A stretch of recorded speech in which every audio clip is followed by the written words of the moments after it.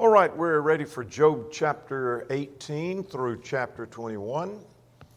And this is in the second cycle of speeches, as we'll see here in a moment. Appreciate Larry bringing his class in and covering while I was in Athens last week. This is the outline that we're following. We are in the dialogue section, which involves starting with Job's lamentation of chapter 3. That prompted the cycle of speeches, where the friends, starting with Eliphaz, thought they needed to respond. And then Job responds to him, and then Bildad, and then Job responds to him, and then Zophar, and then Job responds to him. And then they start again in the second cycle. And that's where we are. We're in the second cycle of speeches. There are 3 cycles, then there's an interlude, and then we'll have Job's final declaration, and then we have another friend comes up and begins to speak, and we'll talk about him a little bit later. Now, this is something that's somewhat true in the first cycle, but it becomes crystal clear in the second cycle. And that is, the friend's argument in the second cycle basically is, and I have a picture here of a mirror. It's like they hold up a mirror to Job and say, Job, you want to see what a wicked man is like? If this looks like you, you're wicked. So what their argument basically is here's what a wicked man looks like. And then they describe Job. A wicked man, Job, is a man who loses his possessions. A wicked man, Job, is a man who loses his health. Job, a wicked man, suffers. Does that sound familiar? Well, then that describes you. You must be wicked. That'd be like someone coming up to you and saying that you're a criminal. Well, what evidence are you a criminal? Well, a criminal wears jeans, and you look down and you've got jeans on. A criminal wears glasses, you've got glasses. A criminal parts their hair on the left, and you part your own. You must be a criminal then. Got to be. Because I just described a criminal to you. What they do is just describe Job to himself. And so it's like holding a mirror up to him and say, Job, look at this and see if it looks like you. Well, it does. So you must be a sinner. That's the kind of argument that they're using. We'll say more about that as we go along. Now, this cycle started in chapter 15, and you covered this last time, so let's review what started in this cycle. If we go Eliphaz, Job, Bildad, Job, Zophar, Job, and that's the cycle. Well, we've done that. Now, Eliphaz begins the second cycle of speeches, and the summary is always in the blurb at the top. Eliphaz's basic speech was, you are wrong, you're not innocent, you're a sinner. He rebukes Job's wisdom, and he said, man cannot claim to be innocent, which that would include himself. And then he describes a wicked man. Wicked suffer and the wicked don't prosper. You're not prospering, you're suffering, you must be a sinner. You must be wicked. Job responds in 16 and 17, and this is the end of our study last time. He said, you're no help to me, you're miserable comforted are you all, and God is against me. He makes a plea for vindication. I've been made a spectacle to the people, and all hope is gone. So Job rambles, as he often does in all of his speeches. He kind of rambles. The friends are a little more tight and organized in their thoughts. Job again rambles. Now we're ready for Bildad. He's the second one to speak, and this is where we start. So let's go to our questions for tonight. And question number 1, summarize Bildad's speech in chapter 18.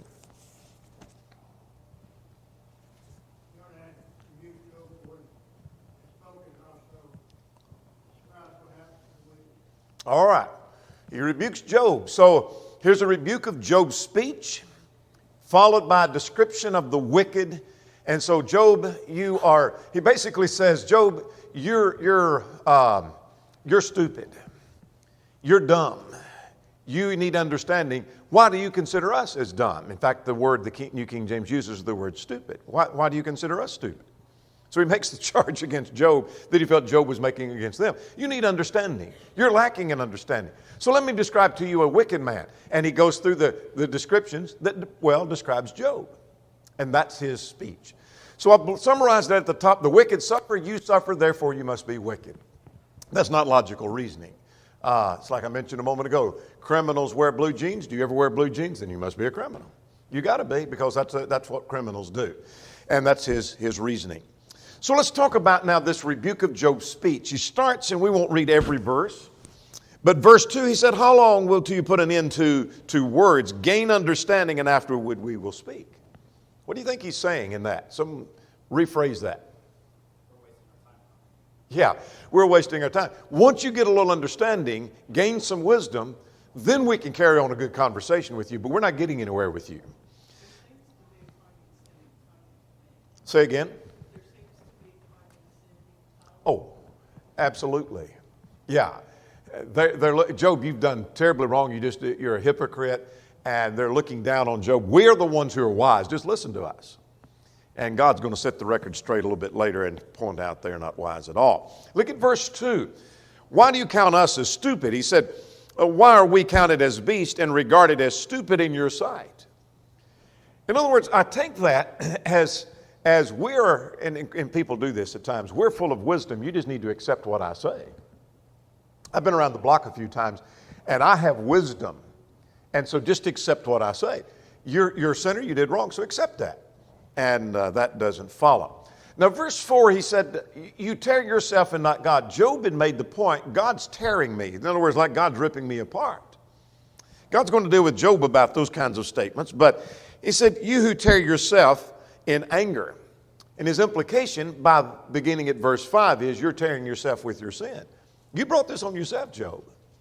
This doesn't just happen to good people. You brought this on yourself. That's his point. Now, verse 4 has got a phrase that, or a couple of phrases that kind of on the surface we wonder what it means, and let's see if we can make some sense.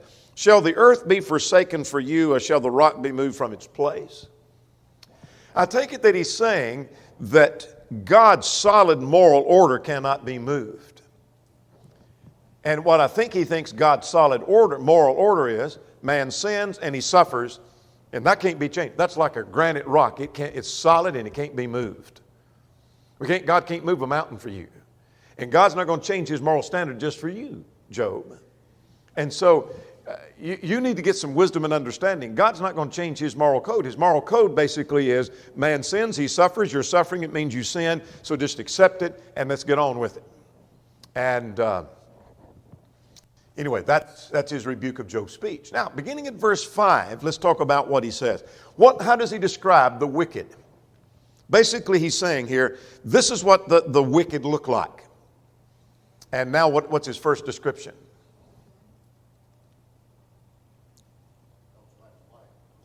His light goes out, and the flame of his fire does not shine, and the light is dark in his tent, and his lamp beside him is put out.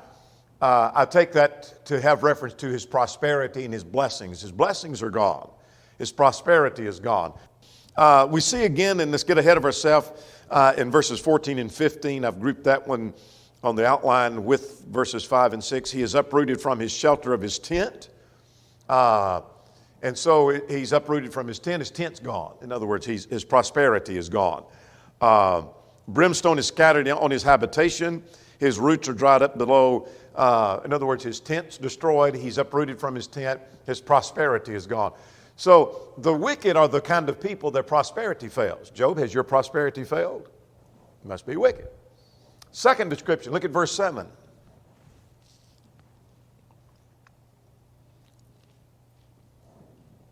His strength is gone. The step of his strength was shortened, and his counsel cast him down. In other words, Job is just a shadow of the man that he was physically. Whatever strength he had is gone. He's sitting in an ash heap, scraping himself with a broken piece of pottery. And he talks about his pain. He talks about his agony. He talks about his peeling skin. He talks about his fever. Talks about all the problems that he had physically. And Job, a man who's wicked, his strength is gone. Is your strength gone? You might think about that, Job. You must be wicked. Verses 8 through 10, this is an implication of his hypocrisy. What does he say in 8 through 10? Entrapped by his own snare. He sets a trap. I'm going to paraphrase. He sets a trap and he got caught in it. In other words, you're a hypocrite and you got caught. You were sinning and you thought no one knew, and God caught you in this. So he has cast his net by his own feet. He's cast into a net by his own feet, and he walks into a snare, and it takes him by the heel, and the snare lays hold of him, and a noose is hidden on the ground, etc. So here's this snare that's been set, and you're caught in your own snare. That's what happens to wicked men. Look at verse 11. Wicked men, he lives in terror. And Job, are you in terror? Well, Job is terrified. Talks about nightmares. And so he's in terror, he's in pain, he's in agony, he's suffering. That's a description of a wicked man. Then the next description is verses 12 and 13. Talk about it. We've mentioned several times how insensitive the friends are. What's he say in 12 and 13?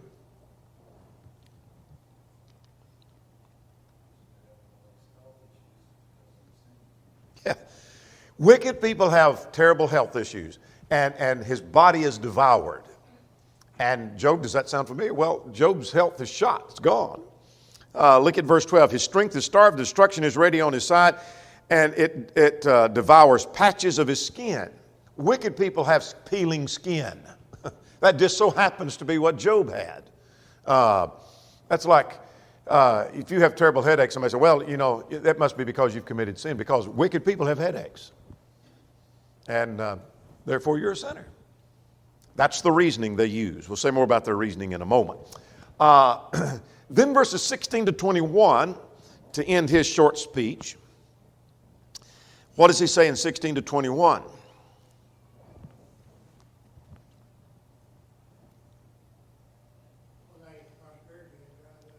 Yes, prosperity dries up, and basically the man and all he has comes to nothing. The memory, his roots are dried up, and his branches wither.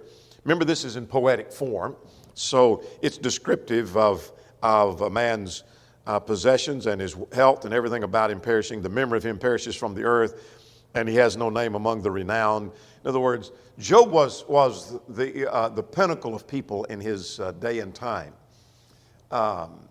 Some have referred to him as the Bill Gates or the Sam Walton and Donald Trump of the day as far as wealth, or whoever, Elon Musk of the day. There was no one any wealthier than Job, and yet he's come to nothing. He doesn't have anything anymore, and he's driven from light to darkness, and he's chased out of the world. He has neither son nor prosperity among his people. Boy, you're talking about being insensitive. Here's a description, Job, of wicked people. He loses his children. He loses his health. He loses his wealth. Now, verse 20 talks about those to the west and those to the east. Those in the west are astonished at his day, and those that are east. Your footnote will say those who come after and those who come before. Haley argues that that's probably a better rendering of that. In other words, I don't know, it may have reference to people all around, or it may have reference to all those who came before him and all those who come after him. Whatever the case may be, the argument is that all of those around him are astonished, and they look at Job. Everybody that's been before you and everybody comes after looks at you, Job, and they're astonished at what's going on with you, that you've come to nothing. Man, you were at the top of your game and you fell down to nothing. That's what a wicked man is like. Does his argument make sense to you? I mean, do you understand it? Do you agree with it? Does that make sense, what he's saying? Now,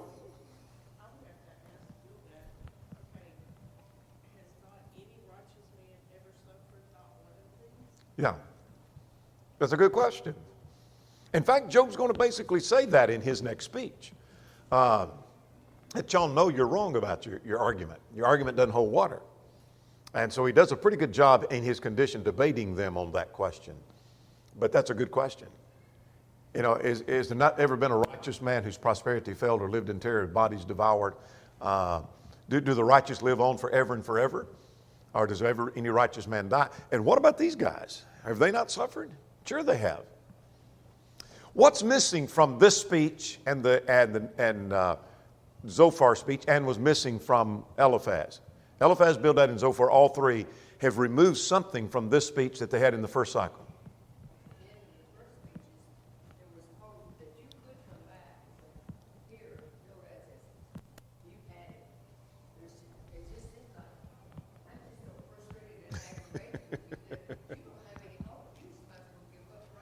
It's almost like they're giving up on him. In the first cycle, there's an invitation to repent, basically. The word repent may not be used, but you just need to turn back to God. That's what you need to do. Notice in these speeches, there is no invitation. There is no plea for repentance. There's no plea for change. That may be implied, you say. All right, fine, I'll take that. But they don't end their speeches. And I don't know what to make of that other than they seem to be pleading in the first cycle, but Job holds his ground, so they kind of give up on inviting him to repent.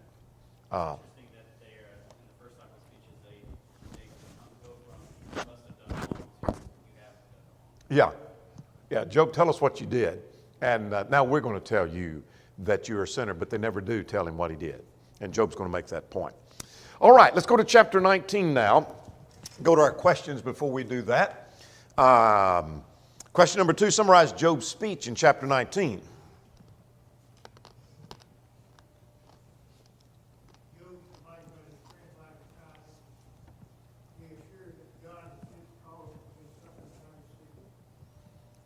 All right. All right, good. Anything else?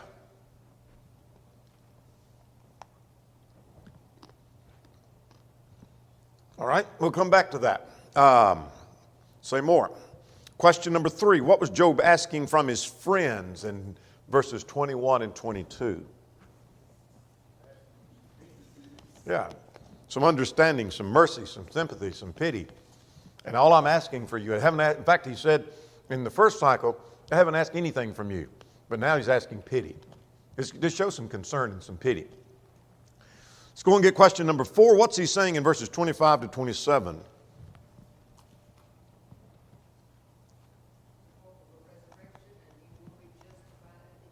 Yes.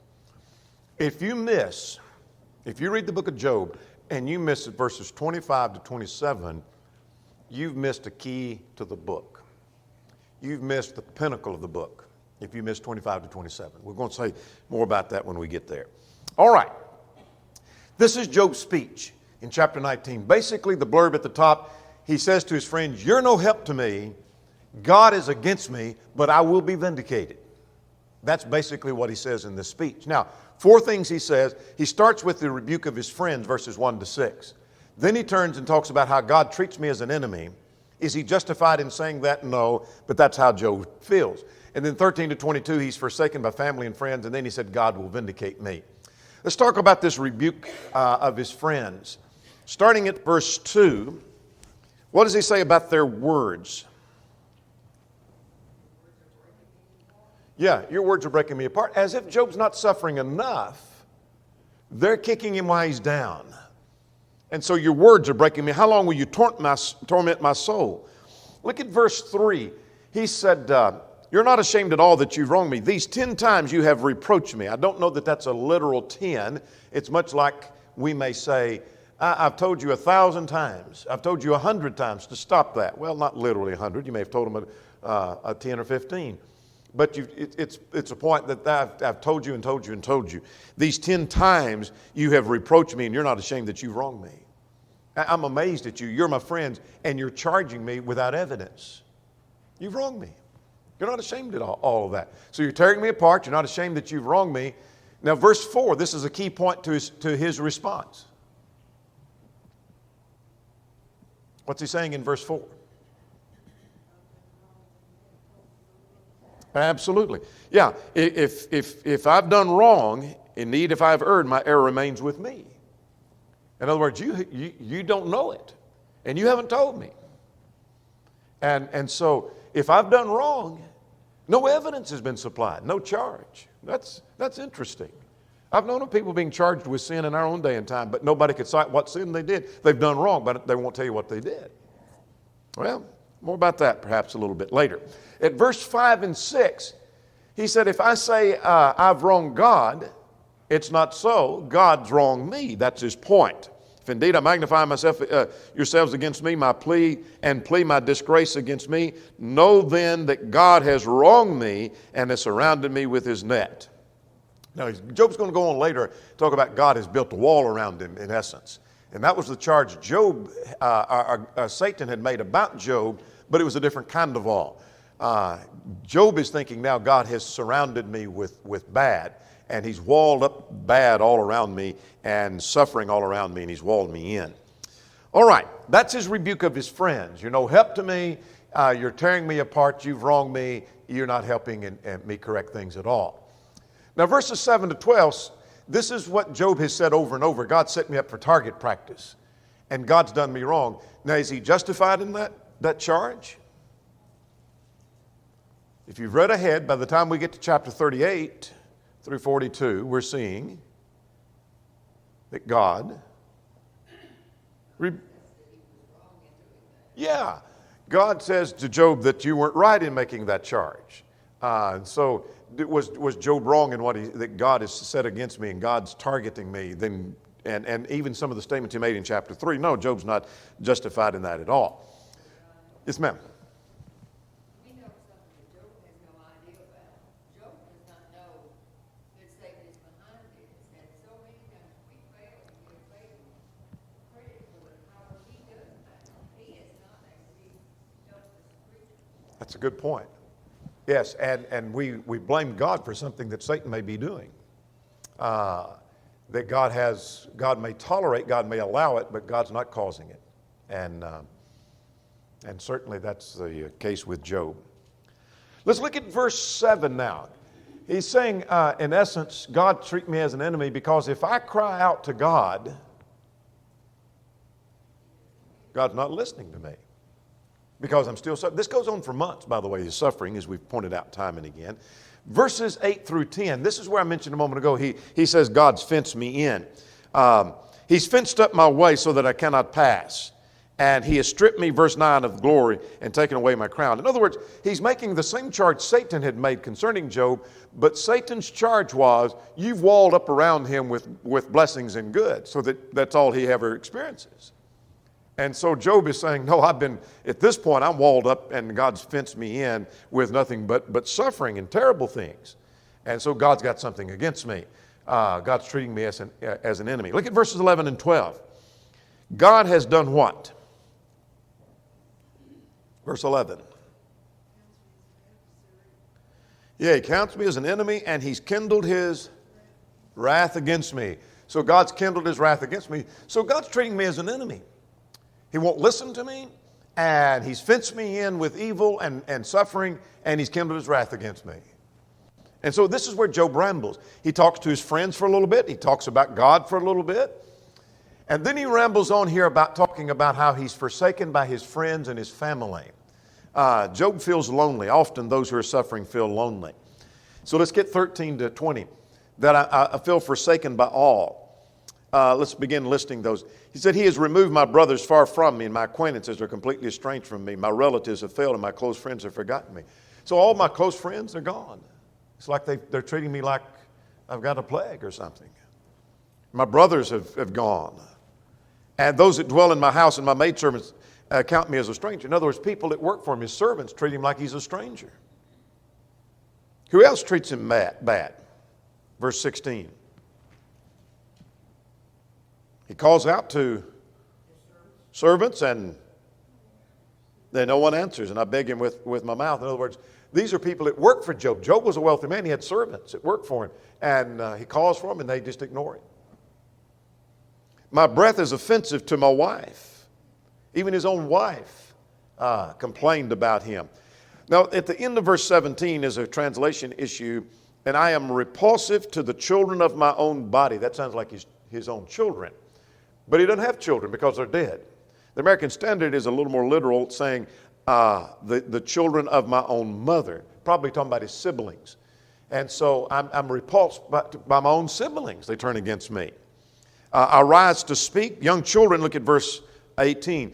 That young children despise me, I rise to speak, and they speak against me. And my close friends abhor me. And my bone clings to my skin and to my flesh, and I've escaped by the skin of my teeth. In other words, I'm just barely getting by. And so I feel like everybody's turned against me. Everybody's against me. They've all forsaken me. They all mistreat me. And so here's his plea. What does he say in 20 and 21? Have some mercy and pity. Have pity on me. Have pity on me, O you my friends, for the hand of God has struck me. Why do you persecute me as God does? Are you not satisfied with my flesh? That last phrase, what do you take that to mean? Are you not satisfied with my flesh?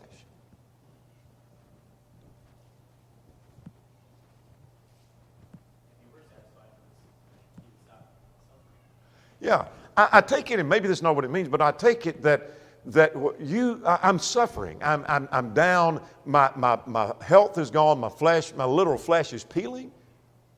And you're kicking me when I'm down. Is it not? Are you not satisfied I'm suffering like I am? You think I've done wrong and I'm suffering because, is that not enough that you've got to make it worse and persecute me? You're not satisfied that I'm stripped of everything, even my health. and you keep kicking me further down. Just have some pity on me. Now then, I said we'd get to the pinnacle, so this we've got to talk about. This section is where he says, God will vindicate me. Now this is the tower of the speeches. If you had to graph the speeches where they hit a high point, this is the pinnacle of the speeches right here. This is the high point. And this is the declaration of Job's faith. Was Job justified in all that he said? No. Was Job justified in all that he did? No. Did Job sin so as to cause his suffering? No. One of the things that we're going to see here is Job holds on for dear life to his faith in God. There are things he doesn't understand, but he holds on for dear life to his faith. So let's see what he says.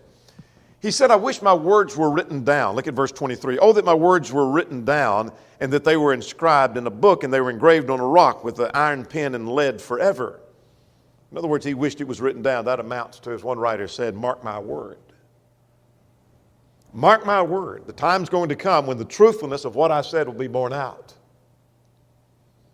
Now, God's going to vindicate me, so you mark my word. The time is coming at some point where God's going to vindicate me, and what I've been saying about myself is going to be borne out. So mark my word. Then he says, I know that God lives, my Redeemer lives, and I shall see him. Here is the real pinnacle, verse 25. For I know that my Redeemer lives, and he shall stand at last on earth. That word Redeemer is the Hebrew goel. It's used in a number of places to refer to a deliverer. It's the common idea of deliverance from trouble. It's used with reference to when an Israelite would sell a house or a piece of property, the nearest of kin or relative had the obligation to go buy that back and what was sold and restore it to the possession of the family in Leviticus 25. He was the goel. It's used also of when a murderer, when someone committed murder, the avenger of blood had the responsibility to put the murderer to death. That same word goel described that redeemer. And that's just one of about 4 or 5 samplings of a redeemer. So it had to do with one who is redeeming or defending. It's a defender. And so he's saying, God is my goel. God is my redeemer. God is my defender. So his point here in this context is that when all is said and done, I trust that God will deliver me from my suffering and God's going to do right for me. Even in the bitterest of sufferings, he holds doggedly to his faith. That's what he's saying. That I know my Redeemer lives. He still had faith when he was so uncertain about so many things. He doesn't know what's happening. He doesn't know what the future holds. But he had a death grip on one thing. God was God, and God was going to do what was right. And there may be things you don't understand and you don't know what's going on, but you can hold on for dear life to what you know to be true, and God is God, and God's going to do what's right. And that's what Job is saying. Job's saying, I don't know. I don't get it. I'm suffering, but I know this much. God is God, and God's going to do what's right in the end. He'll vindicate me. I just know he will. Now, let's get verse 26 and verse 27. Whom I shall see for myself, and my eyes shall behold and not another, how my heart yearns within me. What's he saying in verse 26 and 27? After my skin is destroyed, I know I shall see God.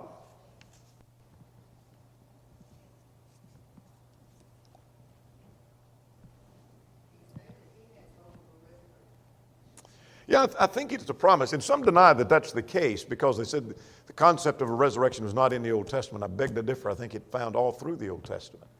But I do think it's having reference. Probably not an implication of the Messiah, but it probably is an implication he believed in life after death. And in fact, he raised that question in chapter 14. If a man die, shall he live again? And I think it is talking about a resurrection. Let's go back to the end of verse 25. He said, that he shall stand at last on earth. That's a legal term as a witness stands up in court. The Revised English version said, I know that my vindicator lives and he will rise last to speak in court. In other words, I have a vindicator that's coming, and that's God, and God's going to stand up, and he'll be the last one. When this court session is done, he'll be the last one to speak. Well, Job doesn't know for sure what God's going to do, but God does speak, and God is the vindicator in the end. Now let's get 28 and 29 to finish that section there. What happens in 28 and 29?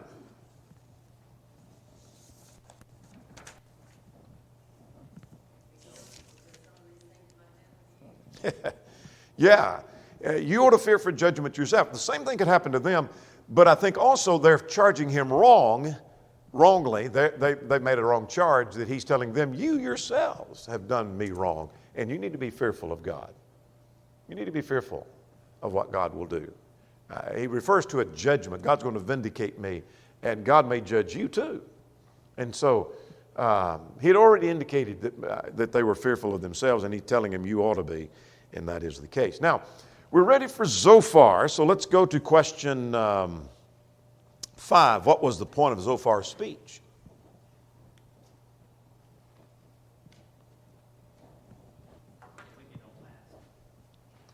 The wicked don't last. Yeah. And he talks about the consequences of wickedness, but the triumph of the wicked is short. Job, you did well for a while, but it's not there. So what's interesting, if I don't have a chance to say this in the practical lessons later, notice how the friends feed off of each other.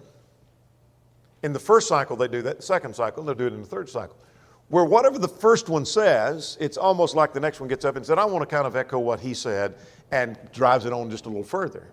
And then Zophar comes along and basically says, I'm going to echo what he said. And he picks up and judges his speech based on what the last one just said. And so they're feeding off of the influence of those that have already spoke. And that's basically what Zophar does. He talks about this is the consequence of wickedness. That's basically what his speech is about. Job, what you're facing, what you're suffering is just the consequence of wickedness. You're a wicked man. So let's talk about the triumph of the wicked is short, verses 1 through 11. What's his point here?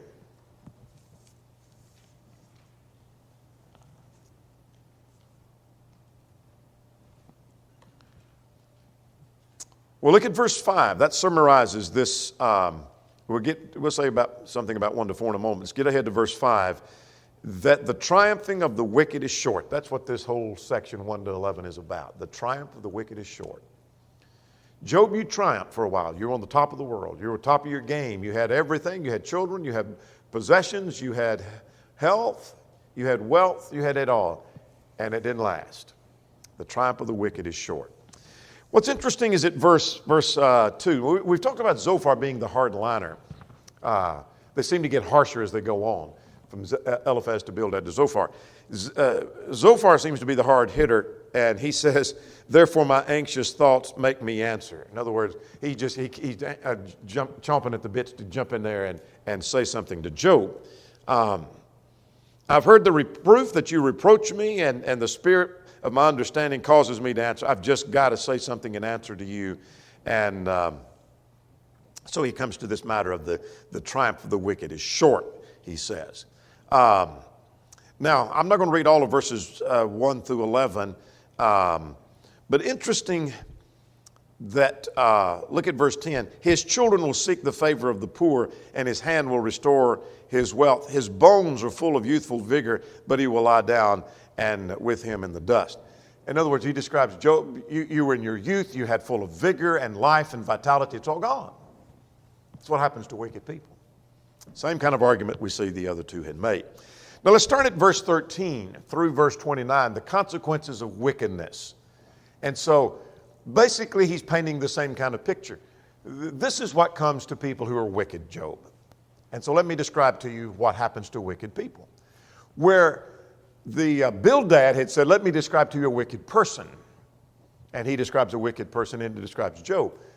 He describes it more here as this comes as a consequence to wickedness. People will have this to happen to them. Job, did that happen to you?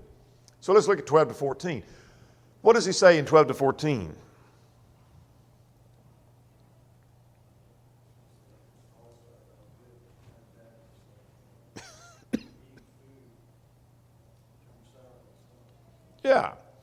Yeah. Sweet to the mouth to eat, and then after a while it turns sour. Look at verse 13. Though he spares it, he does not forsake it, yet he keeps it in his mouth, and yet the food in his stomach turns sour, and it becomes cobra venom within him. In other words, it becomes poison.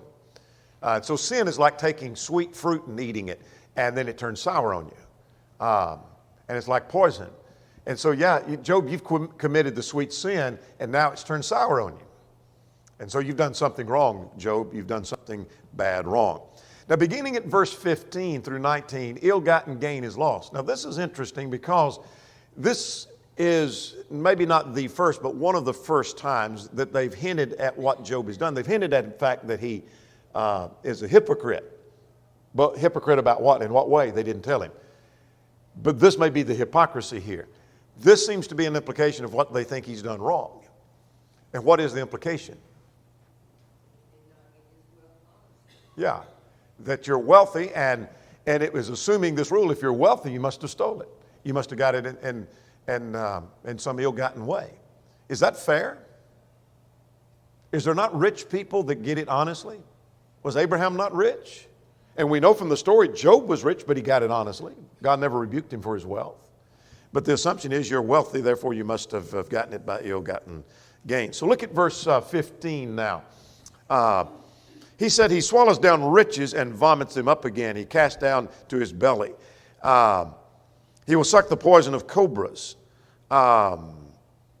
He will, I'm reading verse 17, he will not see the streams and the rivers flowing with honey. In other words, he gained it. He makes another statement a little later similar to this, but nonetheless, that the money you have, the riches you have, it's all by ill-gotten gain. You somehow got it dishonestly. So there's one of the first charges of a specific wrong, but that's an assumption. That's based on an assumption. Let's look at 20 to 22.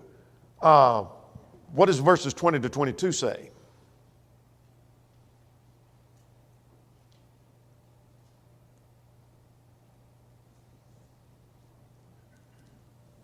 What happens to his prosperity?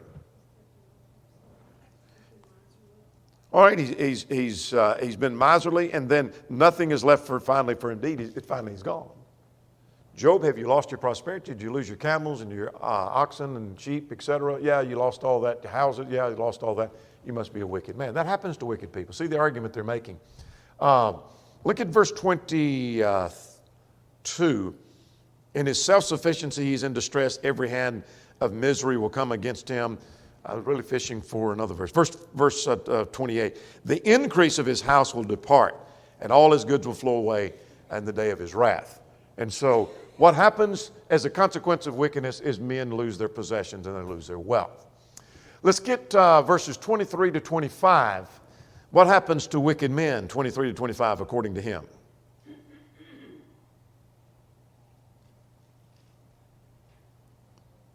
God's going to punish him. God's fury of wrath comes upon him. When he's about to fill his stomach, God brings his wrath upon him, and he'll rain it on him while he's eating. So while a man's trying to enjoy the wealth that he's stolen, God's going to bring his wrath upon him. That happened to you, Job, so you did wrong as what you've done. Look at verse 26 and 27.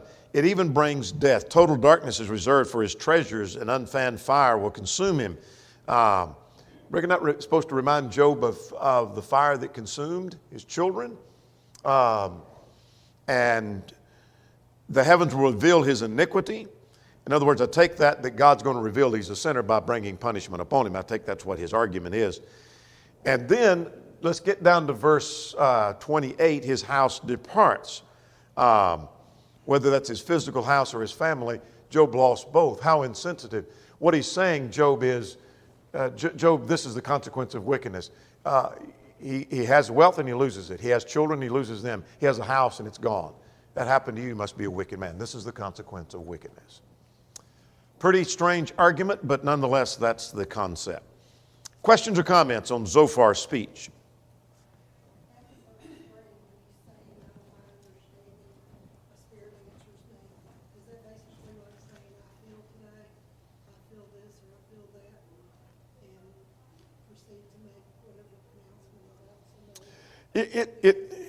It may, but I think it's as much of anything as I've got to answer your ignorance and your dumb things you're saying, Job, and I've just got to respond because this is nothing but wickedness that you've done, and it may be that's how I feel. It obviously is how he feels, but I take it more that I can't let this foolishness go on. I've got to deal with this. I'm sitting over here and I'm getting excited and anxious I've got to answer your foolishness, Job. You've done wrong and you know it. All right, question number 6, Job's speech. What's it all about?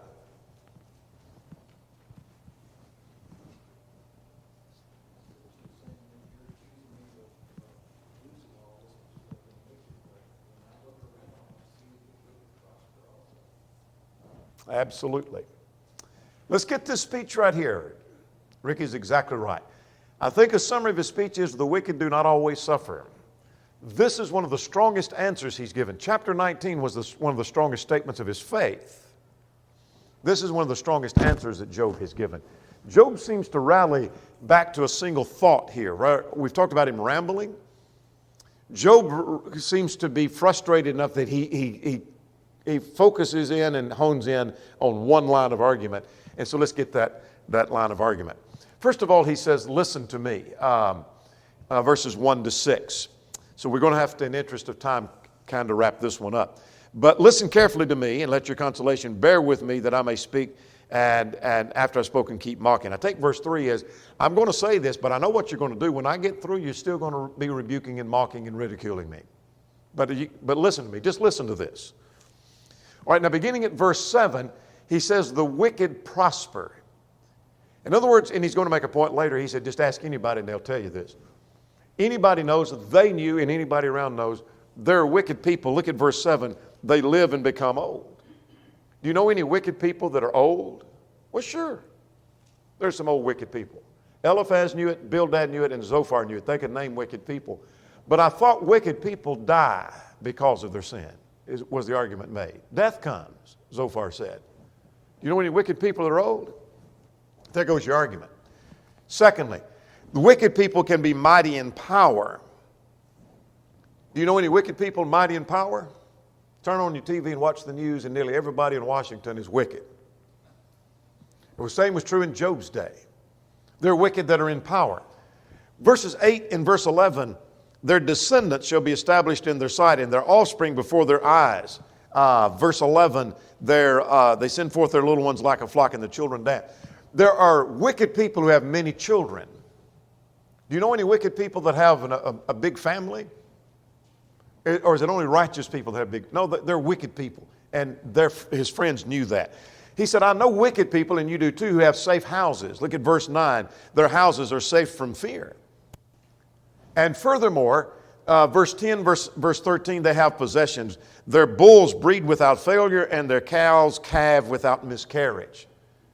And so they're farmers, and their bulls are good bulls, and their cows are having calves, and they're just prospering, and it's just going on and on and on. Verse 12, they're happy. They sing with the tambourine and they rejoice at the sound of the flute. I know wicked people that are like that, Job is saying. And you do too. And so there goes your argument. Now then, he adds to that, wicked people do not always suffer. Wicked people can prosper. Wicked people do not always suffer. So let's start at verse 17.